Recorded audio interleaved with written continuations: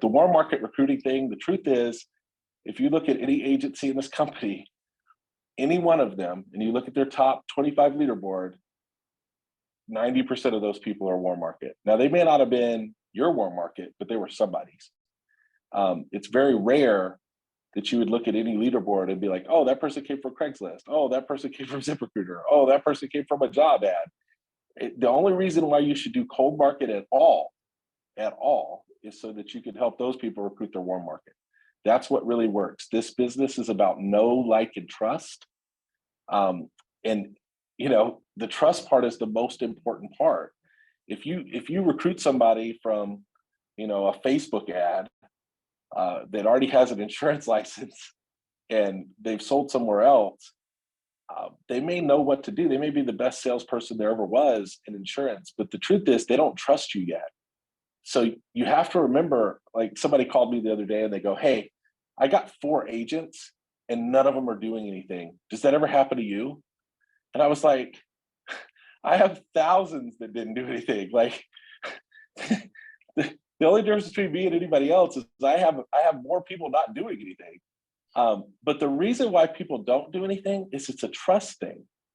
The reason why warm market works so well is because they already trust you. So when you recruit Bob and that's your cousin, and you say, Bob, buy $1,000 worth of leads on your credit card, he'll actually take the leap of faith and do it. Somebody that's been in the industry before, they work somewhere else, they may have not gotten along with the last place they worked for, or they felt like somebody did them dirty, and you're like, hey, $1,000 for leads. And they're like, you know what, that's the catch. So you guys are just trying to get me to buy leads because the trust isn't there yet. So that's why you got to look at warm market. Anybody you recruit cold market, there's a period of time, there's an incubation period of making that person warm market. Like Jack U was cold market to Andrew Taylor, but Jack U became warm market, and then years later recruited all of his friends. So hopefully that makes sense.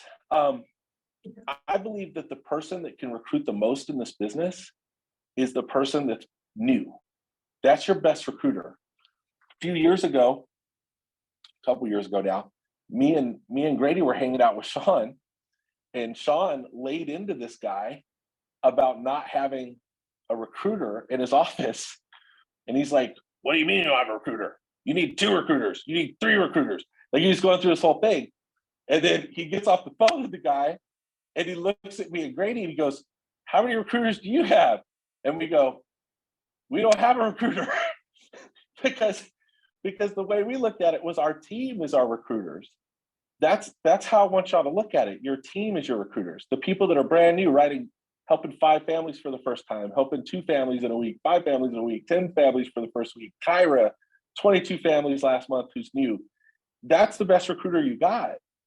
Because a lot of times people think, well, you got to be a gazillionaire and go brag about all these financial success that you have, and then people like jump in the boat and want to go do it. It is harder to recruit when you're an integrity partner and all these accolades than it is when you're brand new, doing it part-time, issuing, helping 6 families in a month.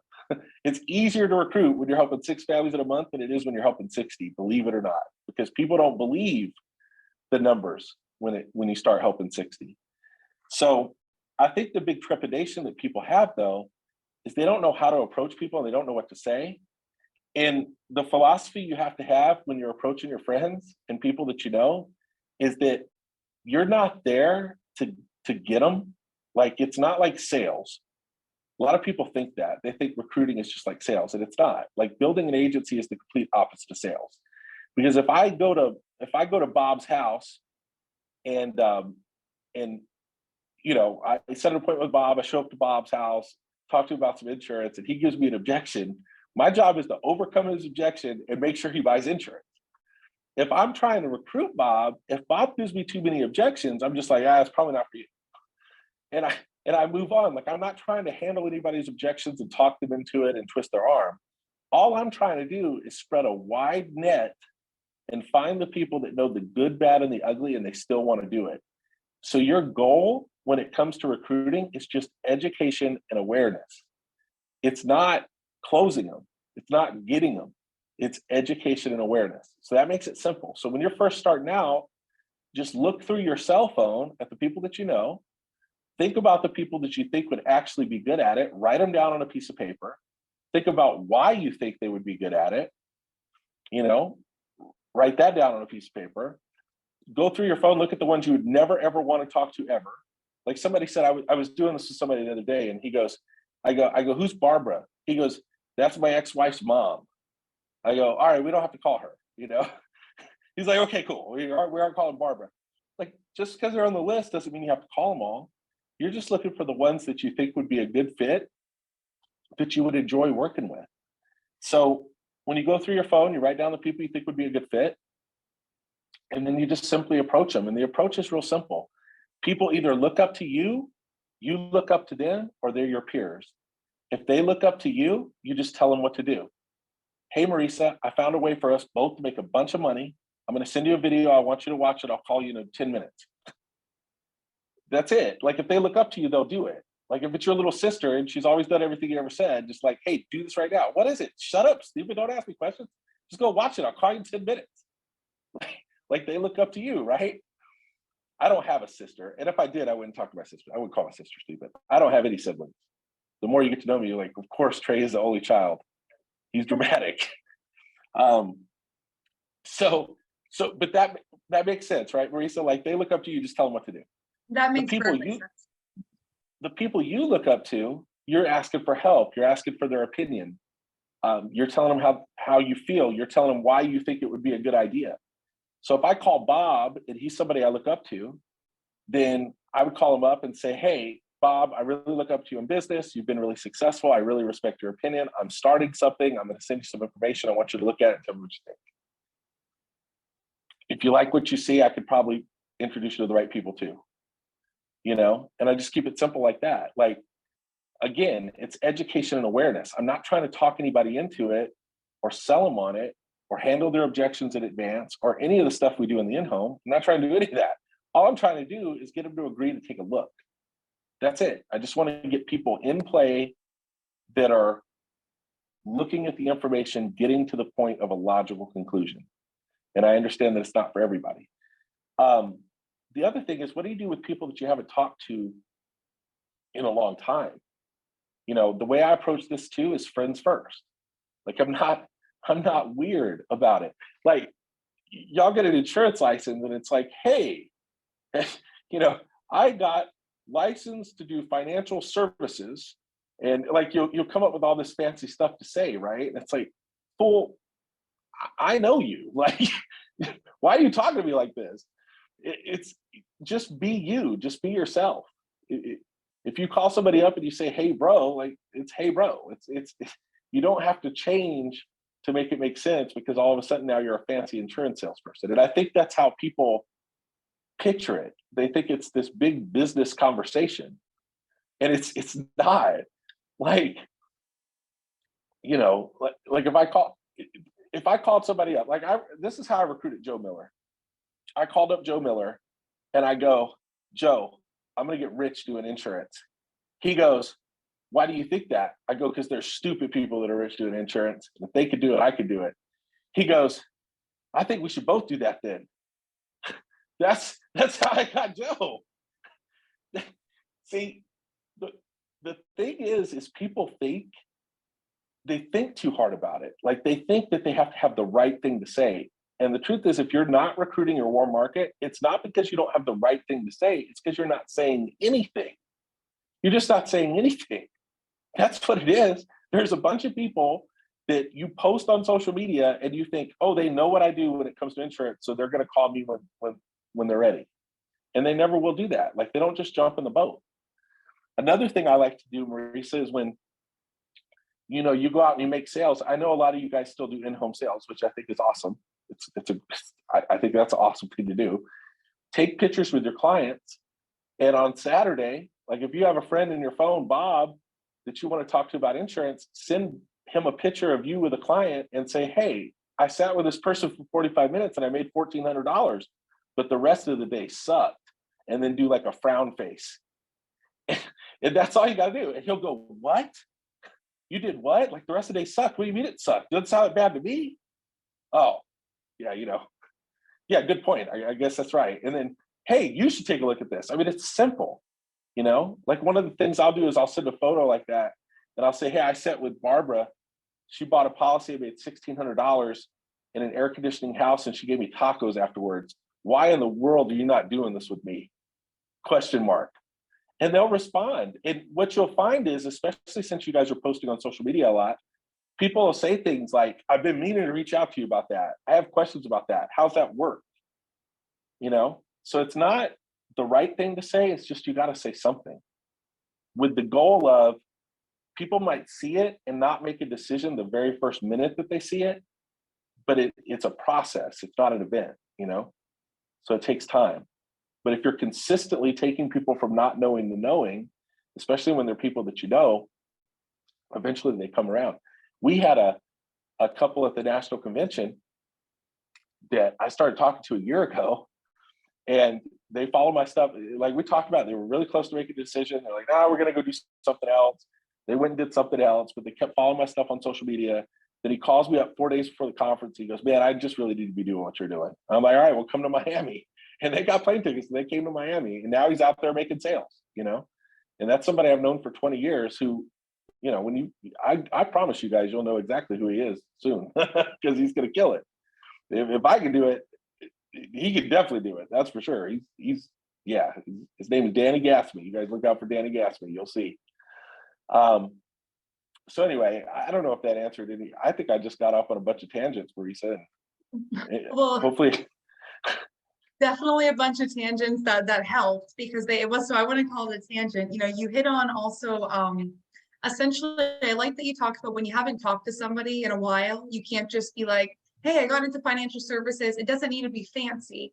And Trey, in speaking with you over the past couple of days, I went through a couple scenarios with you and you were like, hey, just shoot this text out. And to be honest, like I was surprised, just like you said, by some of the interaction and engagement that I did get, because it's just about reaching out. Like if they're on social media, they're probably looking at your stuff anyways. And it's like, just reach out. So it's like, goes back to like, you can post on Instagram all day long, but if there's no outreach, it really doesn't matter. It's like the same thing for, you know, your warm market. Like, you know, once you start reaching out to them, they're gonna, even if they weren't looking at your social media, now they're definitely gonna be looking at your social media. And also that it's not this instant thing, like you said, Trey, like it would kind of freak me out, to be honest, if I hadn't talked to somebody in like a year and I was like, hey, like, you know, like how have things been? Like, oh, I want to start today. You know, it wouldn't, like, it's just almost like, right, like that, like, let's get back to friends first. So I love how you talk about the friends first, and essentially that it's not always going to pan out overnight, and it's not meant to pan out overnight.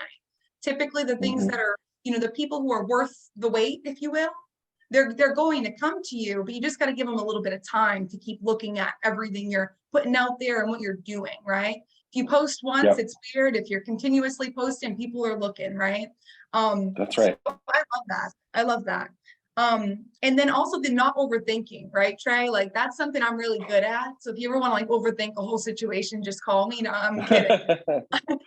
But well, you know, it's really easy to overthink, like, oh, I have to say A, B, C, D. It's like, no, you just have to have a conversation. And I think in seeing that through going through my contacts and just texting people, it's like, guys, it's truly just a conversation. The worst thing they're going to do is just not answer the text. And like, I'm okay with that, you know? So I love that, Trey. And then anything else that you feel like would be helpful in terms of whether that be recruiting, or that be like mindset that you would hit on? Well, the mindset of recruiting is really everything. You know, if you could, it's just like leads, right? Like 90% of sales is just having the right mindset about the lead. Like if you're ever getting a slump in this business, like just take a step back and think about the lead. Like think about, this is what I used to do. So what I would do is I would picture, because back when I started, all we had was direct mail, right? So I would have this vision in my mind before I called anybody on the phone, because I always thought I was bothering people. Like I can't call them on Thursday, like Survivor's on Thursday. I don't want to mess up that. I can't call them Monday. They have Monday Night Football. And I can't mess with Monday Night Football. I can't call Friday because Friday they're just getting home from work. And who wants to talk to somebody when they just go from work? So I just had to wrap my mind around, the fact that these leads, like they asked me for help. So I would do this mind exercise where I close my eyes and I would picture like this couple from like Leave It to Beaver, you know, like Ward and June, right? And like Ward is like sitting in the chair with his pipe and his legs crossed, and he's reading the newspaper. And June is like in the kitchen with an apron making chocolate chip cookies. And there's a big red phone. And then Ward yells to June, June, dear, anyone ever call you about that form that we mailed back? Because I don't think anybody's ever called. I sure wish they would. And then the camera zooms out and you see like the discouragement on his face. And she's like, no, dear, no one's called. I sure hope nothing happens between now and the time that we hear from someone. And then it zooms in on the phone and it's completely silent, you know? And then, like I would picture this, like that's what's happened. Like my mind needs to be right about the lead. These people ask me for help. If they set an appointment with me and I go over there and they don't buy it, that's strange. Like that would be weird. Like if I drive across town and I go to Chick-fil-A and I show up to Chick-fil-A and they're like, hey, what would you like to order? And I'm like, I'm just looking. And I leave, they'd be like, that guy's gonna come back and rob the place. Like that's strange. So once I got my mind right about the lead, sales was really easy.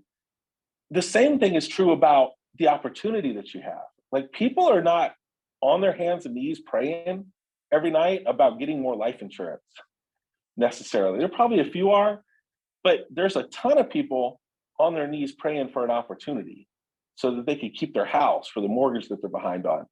There's all these red flags in the economy where like, you know, like American Express said that they had more defaults on their credit cards for small business owners in February than they have like in the last 8 years or something crazy. Like there's all these ticking symbols of people being maybe in financial distress that weren't in financial distress before.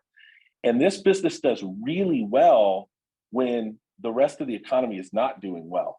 Insurance tends to do better in a bad economy than it does in a good economy because people get it for different reasons. But if you go back and you look, if you just took all 200 integrity partners, 200 some odd integrity partners, and you were to go back and ask them when they got started in the business, you would be shocked at how many of them got started in the business in 2008. And the reason why is because people were losing their jobs left, right? People had to make a different decision, a different career change. We've killed it on recruiting in some of the best economy that the world has ever seen. Imagine what's going to happen when people are looking for opportunity. So the way you got to look at this is you have a gift. Like you have a gift. If you can share this with somebody and they can make an extra $2,000 to $3,000 a month, that'll keep their family together. That'll keep people from getting divorced. That keeps people from going bankrupt. That keeps people from having to move to grandma's house and take their kids out of the same school that they've been in for the last 4 years. You know, that does a lot. Just that little bit. What happens in this business is we get jaded because we're like, oh, we bought all these leads and we went out and made $1 gazillion in 2 months. And because you do it long enough, the numbers become like video game numbers. You start helping 20 families, 30 families, and people get disgruntled about what that means because there's expenses there. And yes, there's chargebacks, but the truth is you have cash flow. You have something that the vast majority of people, if they had what they'd kill to have what you have, because they can't go out on Monday, make sales and get paid on Wednesday. Like they can't do that. Like if the electric bill's due, that sucker's getting shut off because they can't drive enough Uber to make up the electric bill before Wednesday. You can go help a lead with a policy and get paid Wednesday and pay the electricity bill, pay the gas bill, stay in your house, catch up on your rent. You know, and people are looking now more than they've ever looked before. And what's interesting is it's the right people looking now. Because the people that don't want to work, they just aren't going to work anyway. But the people that are hustlers, they're hustling. They're just hustling, doing different stuff. And if they knew about this, they'd be all over this. And a mistake that people make is they make up their mind for other people. Like so-and-so wouldn't be interested. So-and-so's already doing well. So-and-so, he wouldn't want to do this because it's hard. Well, it may be hard for you, but what's interesting is the longer you do this, the more you realize that some people are just going to be better at this than you. And it's going to be weird because it's not the people you think would be. Like the people you think will kill it, they probably won't even start. And the people you think would never make it at all will be the number one people on your team. And it just works out that way. You know, I think about Stephen Yee, and I love Stephen Yee, but the thing you guys don't understand, like Stephen, when he started with us, he would not run an appointment. He wouldn't run appointments. He dialed for us, for me and Joe, and he split commissions on him dialing because he wouldn't go run appointments. He couldn't do it. He'd pull up to houses and he would leave. He wouldn't go in. And then he was like, I just want to coach basketball. He was living with his mom. Like he was in this weird place. And then he met a girl he wanted to marry. And he's like, hey, I got to get my act together. I'm coming back to sell insurance. And he literally was like a different person and killed it from the day he stepped foot on the ground. Like from the moment he decided to do it again, nobody had to motivate Steven. He was up before everybody. He was out there doing it. And on paper, though, if you'd have looked at it, you'd have thought he's never going to do it. But you never know. You never know who the next Stephen Yee is. You don't know who the next Marisa is. You don't know who the next Yuri is, or the next Teresa, or I start naming names. I got to name all y'all. You know, who the next Rami is.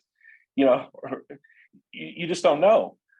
So, and it's not your making. It's not of your making to make the decision of who's who. Just cast a wide net, let the chips fall where they may, and let people make their own decision for their own self. You're doing them a disservice by making up people's minds for them.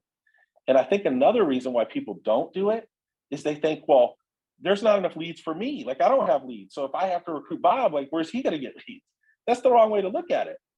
Like some of y'all think what's really interesting is I have people that help 40 families a month off nothing but internet leads, and they won't call anything else. They can't. Like I try to convince Sam Hanky to call a mortgage lead, and he's like, no, dude, that's like an $80 lead. I don't want to mess that one up. I'm just gonna work these. And he won't dial them. Hell, you gotta be kidding. And he helps 25, 30 families a month off the internet ones. Did I do that? Not necessarily. I didn't necessarily like the internet ones all the time, which I used to call internet ones too. My best lead in the field was direct mail final expense. I killed it on direct mail final expense. But some people were like, I don't like those. They're too old, they're too sick, they don't have money. I'm like, I love them because I can book them every hour on the hour and be home by like 7, rather than being home at 11:30 at night. So hopefully that makes sense, Marisa. I don't know. Did I even answer what you asked me? Yeah, no, you did. And I love how you hit on geographic like area, right? People worry about, well, hey, if I bring my friend Tammy in, then my lead flow might be messed up. And using that example of Sam saying, like, I don't want the mortgage leads, it's almost not funny, but it opens everyone's eyes to, it's just the lead preference, right? It's like Sam's used to calling the internet lead, whereas you were used to calling the direct mail final expense lead. So everyone's going to have their own preference and style. And Trey, do you think it would be fair to say, like, there's not a place right now in the United States that we couldn't handle having new agents in terms of lead flow? There is not a place in the United States where see, the one benefit that I had is I am from San Bernardino County, California. And I promise you, if you think where you are is saturated, we live in a place, we're 45 minutes from the world's tallest thermometer. And Andrew and Paul were training agents to do this here for 6 years before they even got here. So all the competitors were trained by Andrew and Paul, and then they went on and trained people. I kid you not, we have 60 agents, maybe 100, that live within 30 miles of my zip code that do this full time, and I can still get leads. And we don't have the population. We aren't Dallas, like we aren't Phoenix. So Grady has like the biggest team in Phoenix, right? Well, I have like the second biggest team in Phoenix, and I have Hall of Fame producers in Phoenix that have never dialed a mortgage lead in Phoenix, ever. After Grady and Nita and everybody else that's a Hall of Fame producer in Phoenix, they all had them all. And Julius, and like I go through the whole list.